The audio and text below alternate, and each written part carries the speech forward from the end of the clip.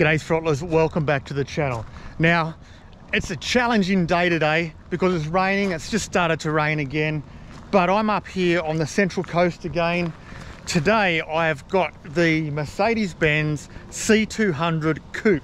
Now, this is a car that I've been really excited to drive, and sadly, it's absolutely teeming down with rain, but where there's a will, there's a way, and I still want to show you the car.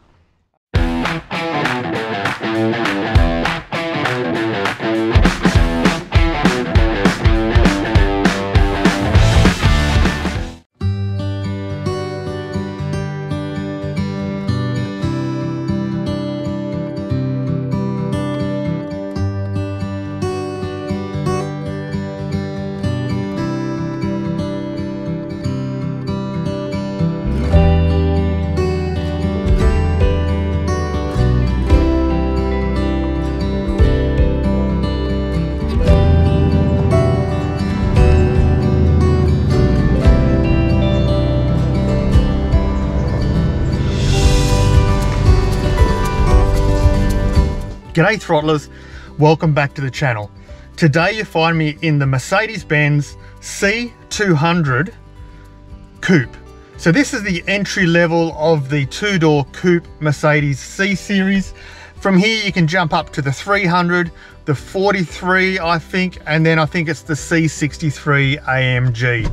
So it's absolutely pouring with rain outside at the moment, so I thought we'd quickly jump in the cabin first and have a look around before we have a look on the outside and then take it for a drive. Looking at the dash, you can see the beautiful Mercedes steering wheel there and the very cool resting dashboard image with a very sinister looking grille from a Mercedes-Benz. That fades to zero once everything's turned off. Now, as you start the car, full digital display. And it's one of the nicer dash displays that I've seen in a car of recent times. I really like the coloring, and just the layout is very, very easy to see and very clear. Coming down onto the door panels, you've got full seat control here on the door panel. You can see there's thigh support, forward and back, there's lumbar support, there's head adjustments, and there's 3 memory as well. Normal window controls, all here door controls, but a nice little bit of ambient blue lighting you can see, and that's splashed right around the cabin, some really beautiful ambient lighting. Boot pull from here, and quite a comfortable size little mat pocket into the steering wheel. We've got on the left hand side all of our telephone hands-free controls there. You can see a nice little pad to adjust the center control screen as well. So everything's accessible from the left hand part of the steering wheel. From the right hand side you can see you've got your cruise controls and another control pad, which is in fact for the center display. Very, very cool. Coming to the center display of the Mercedes-Benz, you can see you've got your navigation, your radio, media, telephone, and your Mercedes-Benz Me Connect. And while I was driving along, I was trying to work out how to open the sunroof, and I accidentally hit the SOS button. And I don't really know what that does, but I assume it sends information back to some database.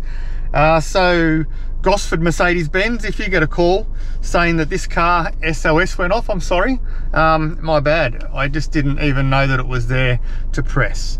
Coming to the sunroof, it's got a beautiful panoramic sunroof, and you can see the retractable screen here.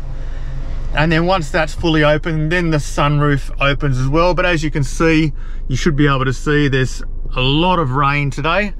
So I'll be keeping the sunroof shut, keeping my little bald head nice and dry.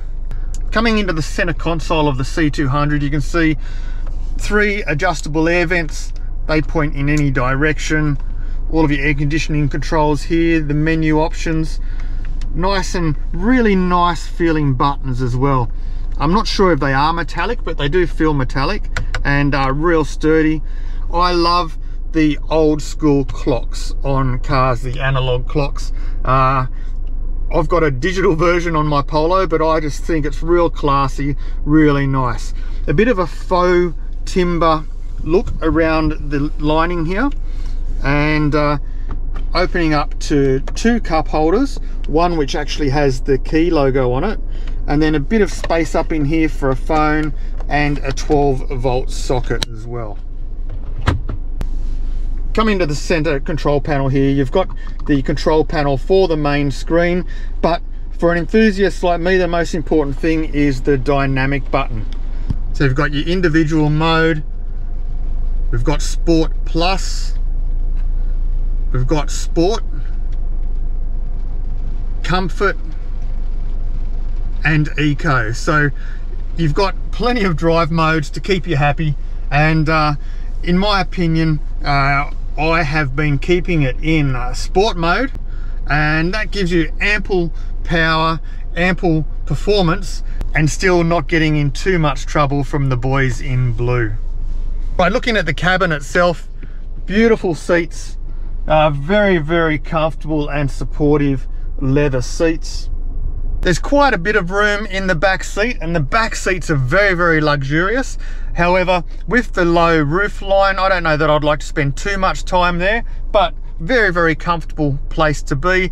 Also has 2 drink holders down the center of the 2 rear seats as well. Also in the rear seats, there is air vents, 2 air vents that are controllable for your passengers' comfort. All right, sounds like the rain has stopped for a moment. So let's jump out and have a look at the outside of the car. Now look, it's still raining a little bit, but it's enough. It's not gonna make my hair get wet. So let's have a walk around this beautiful C200. Starting at the front, nice, really aggressive but stylish grille on the C200 with what looks like an artificial air vent, but there is actually airflow that's diverted through here and out here, not necessarily onto the brakes though, where you would expect it to go.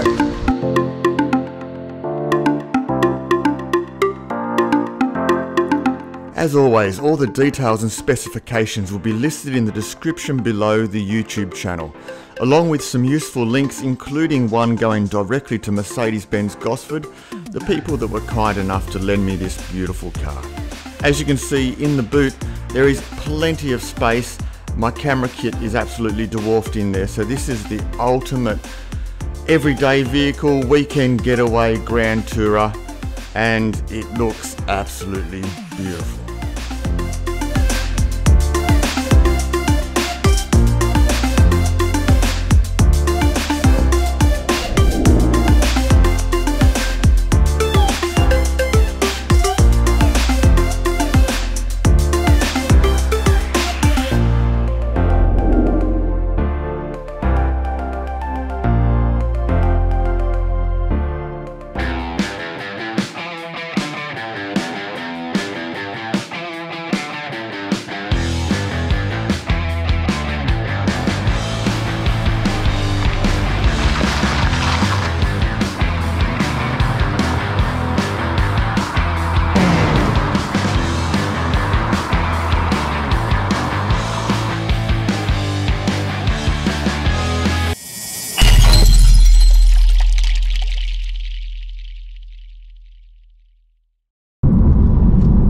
So now for the important bit. As you probably just saw in the footage, I just flew my drone into a tree and she's no more. She's gone. I couldn't find her, but that just means I get to upgrade to a better drone. So it's a win-win, right? Anyway, we're in the C200 Mercedes-Benz Coupe, and it is a beautiful place to be. Now, once upon a time, if you were to buy a Mercedes-Benz or a BMW, you knew that you were getting a level of luxury that no other models could offer. But now, almost every brand across the board worldwide are creating a luxury version or multiple luxury versions of their vehicles as well. And quite often, substantially more affordable than what the Germans offer.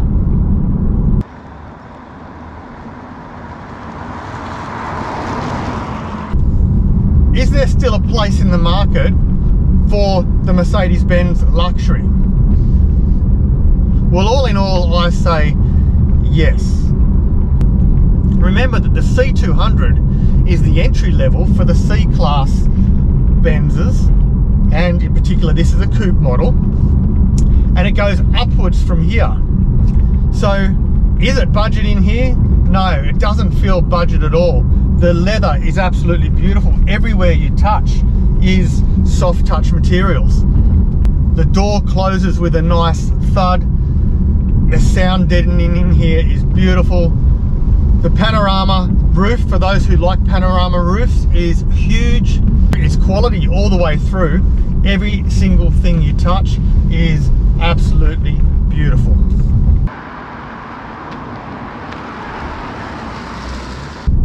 So right from the time you close the door, there's a seatbelt extender that moves forward so you can reach the seatbelt much easier to put it on. The beautiful digital layout in front, everything is just premium from top to bottom.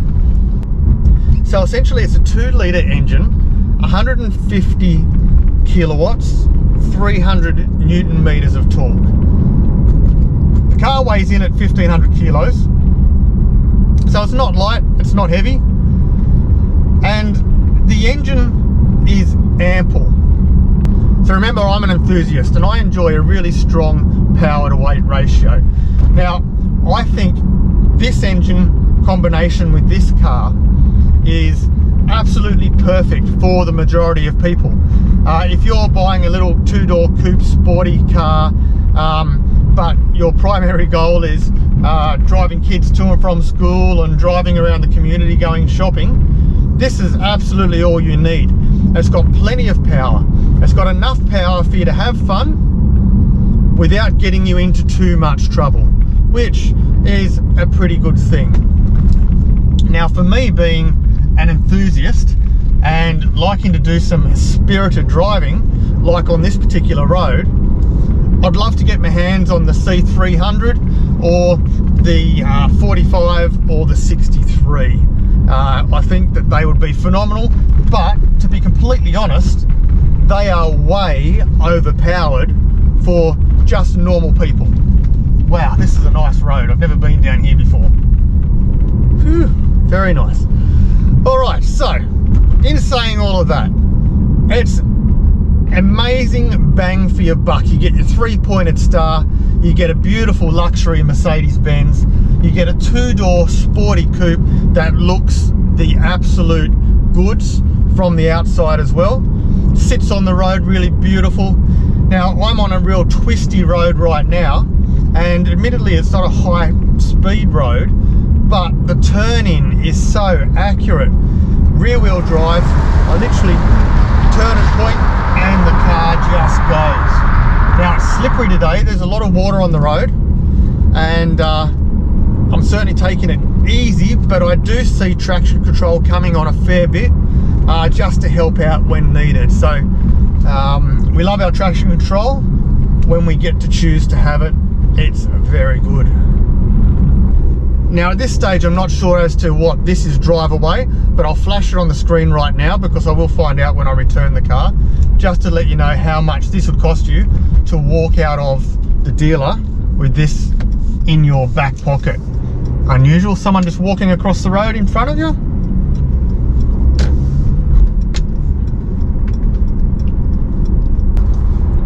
So just talking about fuel, it's got a 66-litre fuel tank, and it's got a fuel consumption of 7.1 litres per 100 kilometres combined. Now, in saying that, looking down at the readout now, an accurate readout being the fact that this is a demo and it's probably driven a bit harder than normal, it says 9.3 litres per 100 kilometres. So that's a little bit different to acclaimed, but I'm also running it in sport right now, and I've also been having a bit of a good time with it as well, and not necessarily driving it like an economical car should be driven. Look, I need to thank the Mercedes-Benz Gosford for giving me a call and inviting me up to drive this C200 coupe.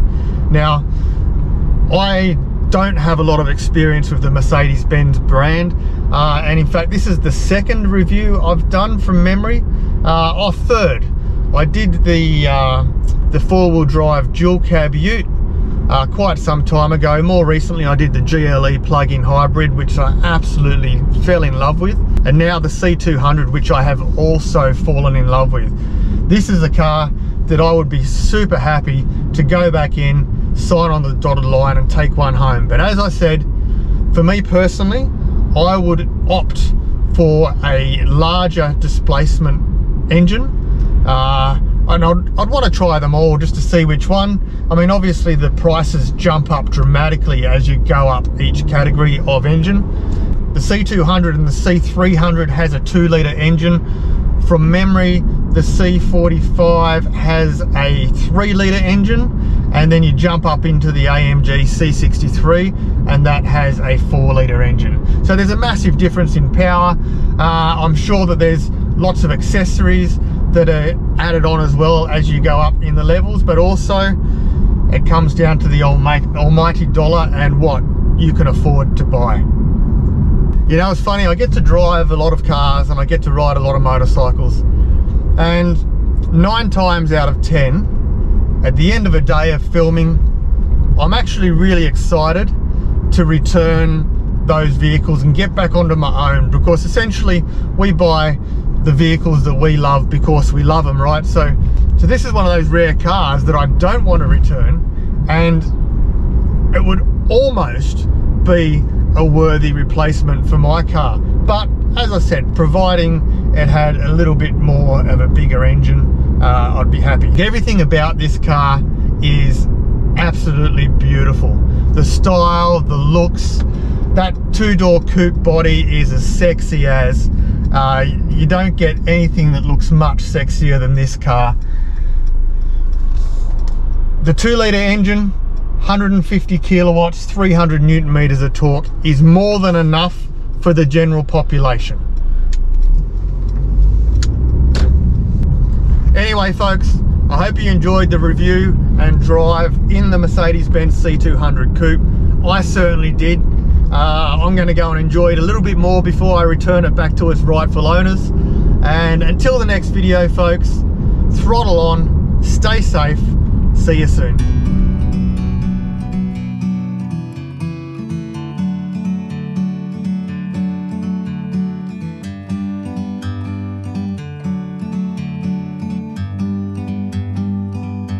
Like a bird on a tree,